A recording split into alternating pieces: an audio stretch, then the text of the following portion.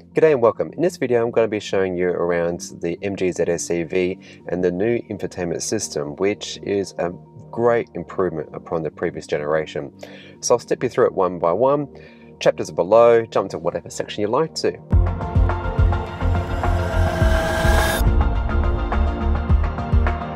This is your home screen, and as you can see here you've got some basic information about charging, discharging, Apple CarPlay, Android Auto, it's wired. Shortcut controls to whatever Bluetooth music source you have going, navigation, and over here, and you'll notice there's some lag on the screen, you've got a whole lot of different other menus. So let's kick it off with the HVAC system. And in this, it's actually climate control. So you have automatic mode, air conditioning, on and off, where you want to point it to, and auto recirculate, and it's got that PM 2.5 filter in. So if there's any nasty toxins out there, hay fever stuff, it's going to do a great job of actually getting that particulate matter out of the air for you. Fan controls down beneath, temperature up and down here, and notice when I push the button there's always a bit of lag, and the same too down here with these shortcut buttons, so you don't have to be on this screen to do that. You've got this always here present on this screen, but conversely there's down here fan control as well as temperature up and down. So if I press it, it goes a good half a second delay later. So watch the fan. You get the idea. It's pretty good. It's definitely an improvement on the last one, so ticks right there. The next major overhaul is charging, and finally we have actual charge settings where we can schedule charging.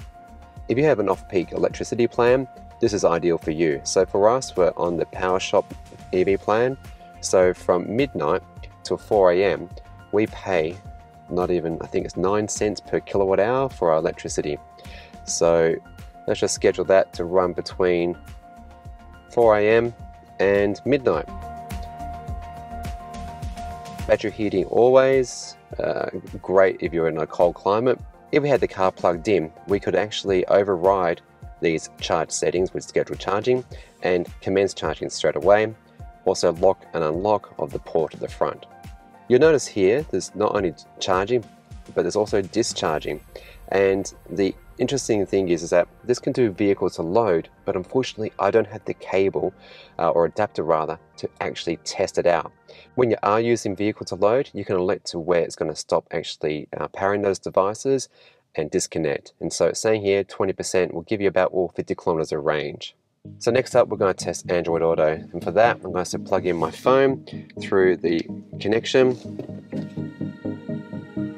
and it's doing the usual, so you've got to actually unlock your phone, giving it permission, and crisp high resolution screen that looks absolutely gorgeous. Operates as per usual, quick and fast. So let's jump into some sort of app, shall we? Let's do Audible. Excellent, so all good stuff, and being a high resolution crisp display is brilliant. Next up is Bluetooth music control, so you can control music here obviously, or whatever you're playing through your phone. If you've got some music on a USB drive, you can use that as well. Jumping now into navigation, and it's nice and zippy. You can pinch and zoom in and out. You can show you how much electric range you actually have based upon the current state of the battery, and when it calculates it, it will draw a little picture around wherever we're situated to give us an idea of how far we can roughly go. Says 76 kilometers, that's best case scenario. Let's just turn the air conditioner off.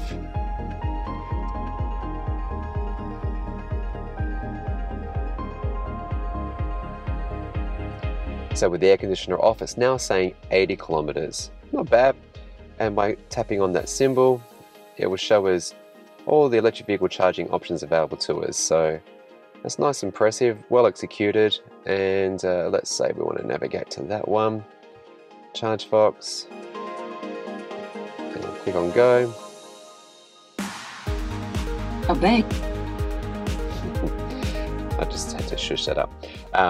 So it's got progression here, next instruction, and yeah, it's pretty good. But again, if you've got Apple CarPlay or you've got Android Auto, I'll be using that, not this. At the bottom of this screen, we've got quick shortcuts to our phone. navigation, back to home, Bluetooth or USB music, 360-degree views, so you can change it, clicking through all these different buttons here. It's a bit slow, definitely low resolution. I mean, I don't know if you can really see that quite well on the camera there. I'm shooting in 4K. That's probably 480p. I kid you not, it's definitely low res. It's a really cool function here that when you're driving and you indicate, it shows you out the side of your car down towards the curb. So it's definitely helpful when you're actually parking. So yeah, good little feature. And did you notice, by the way, how loud that indicator sound is? Crazy, insane loud. Alright, moving on over to the next screen, and in here there's a few different things going on, but there's not a lot, to be honest. So we'll jump into energy management, and that's the same as what we saw before, and it's showing us projected range with the air conditioner on. If we turn it off, it would actually change that one. We're at 30% state of charge, and we're plugged in, this screen will change. Next up is back to the HVAC controls, so a little bit of duplication. Phone once again. Vehicle settings, so starting off with MG Pilot, so we've got lane assist mode, where it does emergency lane keep assist. Either alert will actually move the steering wheel and try and get us back into the center. Sensitivity is moderate. I think that's okay. I find it not overly intrusive. You could actually decrease that actually. Audible warning, vibration reminder, that's to say, hey, just to make sure you're paying attention and I'm doing something here. Convenience, there's a shortcut button on the steering wheel, so when I press it, it's actually going to go straight to the 360-degree camera view.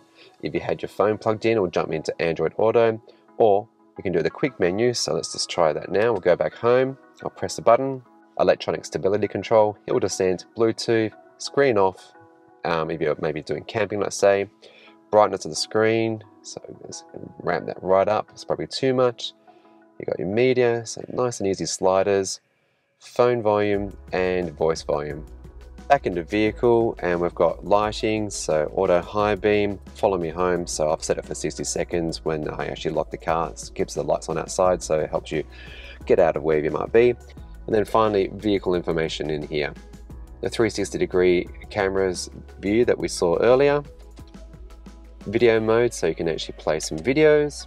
And if you're wondering how I'm doing this, this is through this little magical box review. It's here, and on this, again, high resolution screen, it looks absolutely brilliant. And if you add a charging station and you're waiting on the car to fill up, this is going to be a real saver for you. It's just so awesome being able to enjoy it on the go. Speakers sound pretty good, and on this screen it's just so much even better.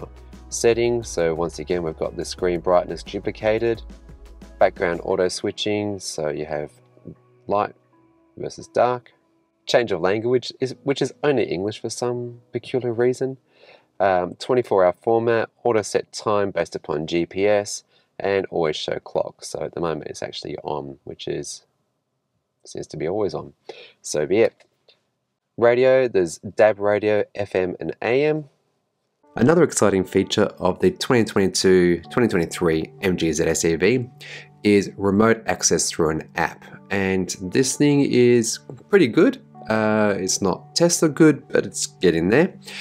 You've got car diagnostics to see how your car is performing, so it just runs a quick little scan and it'll give you a result as to if it finds any issues.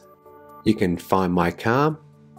You can also allow it to access your calendar, so by tapping on, say, a calendar event, it will navigate to that one if there's a location in it, or you could even search a map and actually say navigate to here and send it to the car. An interesting feature is geofencing, so you can actually set the radius as to when you want to be notified if the car should actually exit that space.